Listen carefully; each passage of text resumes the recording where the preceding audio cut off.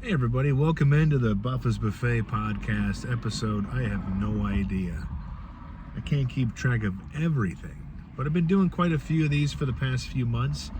Most of them coming in the truck, most of them coming from either one of two or three spots. I'm a guy, for certain things I like to do, if I can, a certain way every day. You can change some things up, but I park in the same three-spot area every day in the parking lot. So if you know the podcast and you see this building, you're usually going to see that behind me, and you're going to see this other warehouse right behind. But it's Wednesday. Feels oddly like a Monday. I don't know why, but it's going smoothly. It's a very pretty day. Looking at a very spacious and also kind of full parking lot.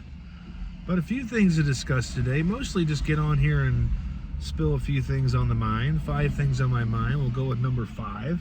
If you did not watch Crime 101, it is still streaming on Amazon Prime. It's a good flick. I watched it for the second time earlier this week, and it really comes together. Sometimes when you like movies in the theater and you go, okay, that's pretty good, but then you watch it on streaming, or you watch it for a second time, and some things don't completely connect. But it was good. Chris Hemsworth and Mark Ruffalo and Halle Berry, and and Barry Keoghan playing a crazy dude on a bike who's kind of like the catalyst for the movie, because it's 3 different characters from 3 completely different walks of life, and they're going to collide. A thief, kind of an investment firm broker, you can almost say, and then you have a cop and Mark Ruffalo, and they're all going to have a little bit of a collision course. And then there's also a female actress in there. There's named Monica Barbaro. I think she had the girl from the Bob Dylan movie and the Top Gun Maverick. She's in there, plays a love interest for Chris Hemsworth, who plays the thief. And he's a thief that doesn't hurt anybody. He usually does heist along the 101 freeway. That's his calling card. That's what hooks Mark Ruffalo to him. And then, it plays out. It's 2 hours and 20 minutes, but it felt a little smoother when I watched it on streaming. So that's available to watch. A different kind of Chris Hemsworth. You're not your usual save the day, fast talking man of action. More of a seething, quietly raging, keeping a lot of stuff close to his chest, Chris Hemsworth. Speaking of the other kind of Chris Hemsworth, Extraction 3 is going into production. I'm excited. I love both those films, and I think the second one got a little better. And so the third one's going to be more of that crazy, high-octane action. It's going to be the other Chris Hemsworth, not the Crime 101 Hemsworth. What else is going on? We've already talked about the Sunday night show Delight with Euphoria and Rooster. Rooster's now finished, so now all I have is Euphoria, which is just going to fuck me up when I watch it. Oh, man, the Cardinals getting back into action tonight. They lost the series over the weekend. I feel like every time this team does well for a little bit, fans kind of go, well, can they make the playoffs? And then when they do bad, the fans are like, see, we knew they were going to be bad. It's just that teeter-totter. And that kind of also played a part in pushing me out of covering that area for so long, was that the fans don't get involved in what a writer does, but man, the reaction, because they are going to be obviously your reaction to what you write. The players are going to read it, but you're not going to get any kind of feedback from the players. It's just the fans. And when they just kind of have 2 separate little functions of, told you so, well then what now? And then this, and then you're being too nice, you're being too harsh, you're being too nice. So yeah, it's a similar predictable thing that they're doing with this team. And again, you can't predict what this team's going to do because they're young, they're inexperienced. There's no really track record to go off of with them, so just enjoy the wins. Number 3, I'm going to do some Uber driving. The biggest thing for me every weekday, so I do the plumbing supply gig till about 3:30. And for anybody who's an adult, you know that 3:30 to like 6:30, you do a few things, can just disappear. And then all of a sudden we're going towards 7, and then it's almost the next day is coming around. So I am thinking at the moment of what Uber I'm going to do, how many tips I'm going to get, where is it going to take me. Every shift is a little different. Like the other day on the weekend, I think Saturday, I did a lot. I did 8 or 9, 10, 11 rides. I didn't do it. The cop can't come get me. I did about 10 or 11 rides, and at the end of the shift, there was nothing. But then about 5 minutes later, 3 big tips came in. So they made that shift so much better. And then drove a little bit yesterday and the day before, a little bit on Sunday, and no tips. I will talk if people want to talk. I can be quiet if they want to be quiet and scroll on their phone, but sometimes I feel like you're just predestined to get no tip, no matter what you do. So there is that. But every day, every weekday, I'm just kind of like, man, am I going to do Uber tonight? Do I have to do Uber? Because I'm pretty much, I'm one of those people. I'm kind of paycheck to paycheck for the most part. I'm just trying to pay my bills, have a little bit of fun. And the Uber money allows me to pay a couple extra bills and have a little bit of fun. So, but every weekday, I'm going to think, okay, when am I going to do it? Am I going to do it right after work? Because then you hit rush hour. And then 5 to 7, you're going to hit the people that are still coming home from rush hour. Or do I want to do it later when maybe I start to get a little tired? So it's all that up in the head. And of course, I like stopping by and seeing my parents. It's kind of a safe haven.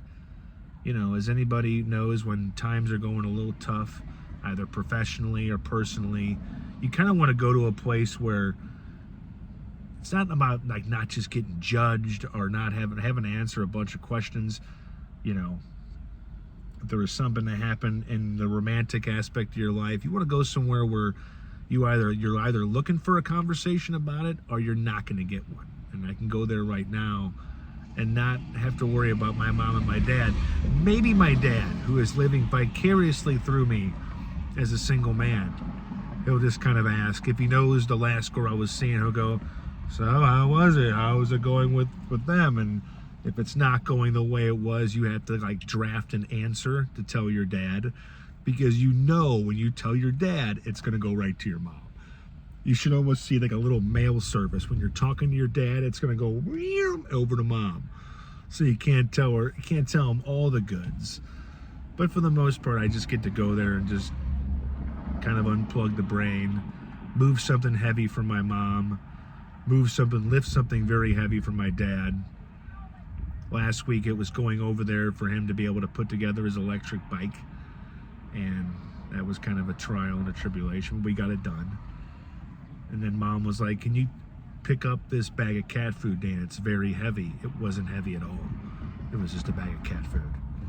So, could be doing a little bit of that. So you got a lot of that floating around the brain. Number 2, for The Mandalorian and Grogu, the people that are looking for that movie to come out, I don't have a screening yet. And that can mean one of 2 things. Either they kind of want to keep what we're going to be getting kind of close to the chest. They don't want spoilers. I would not dare think that they're not proud of the movie, being that they put every ounce of money into that. Jon Favreau's behind it, so it can't be not good. But no screenings yet. Comes out on May 22nd, so we're like less than 10 days to it. Comes out next week. So I don't know if there's going to be any screenings. There may not be. They may just go, we don't need screenings.